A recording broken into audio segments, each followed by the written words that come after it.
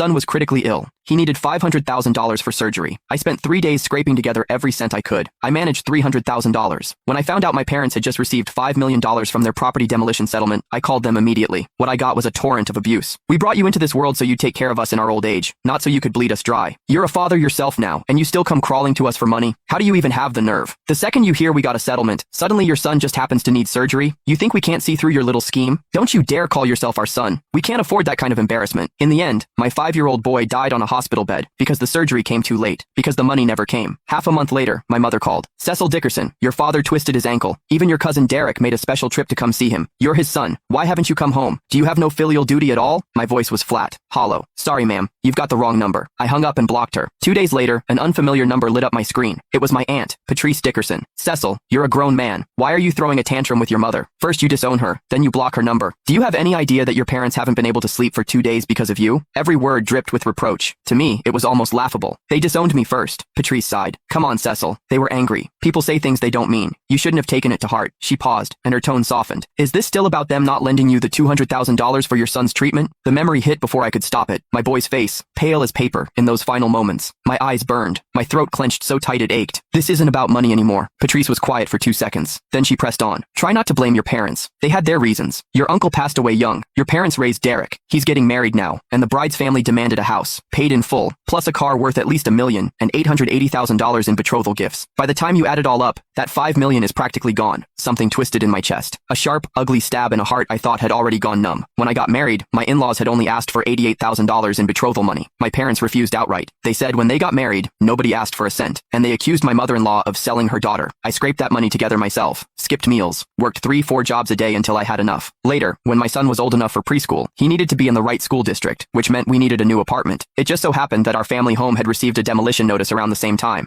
I went to my parents and asked if they could use a small portion of the settlement to help with a down payment. They refused. Absolutely refused. They said that house was their life, the home they'd lived in for decades. They would never let it be torn down. My wife's last shred of hope died that day. She left a signed divorce agreement on the table, took nothing, and disappeared in the middle of the night. She left me and our son behind without a word. Now Derek was getting married, and my parents hadn't hesitated for a second. They agreed to the demolition overnight, handed over every dollar for his house, his car, his exorbitant betrothal gifts. How absurd. They were never against betrothal money. They were never too sentimental about the old house to let it go. They just didn't think I was worth it. Aunt Patrice, since mom and dad gave everything to Derek, then Derek can take care of them when they're old. As far as they're concerned, they don't have a son. Patrice let out a long, heavy sigh. When she spoke again, her voice was tinged with helplessness. Cecil, stop being difficult. Today's your cousin Derek Hollis's wedding. It's a big occasion. You should at least come. We're family after all. Making a scene like this, how does that look? I shook my head. I'm not going. I'm never coming back. The moment the words left my mouth, my father's furious voice erupted from the other end of the line.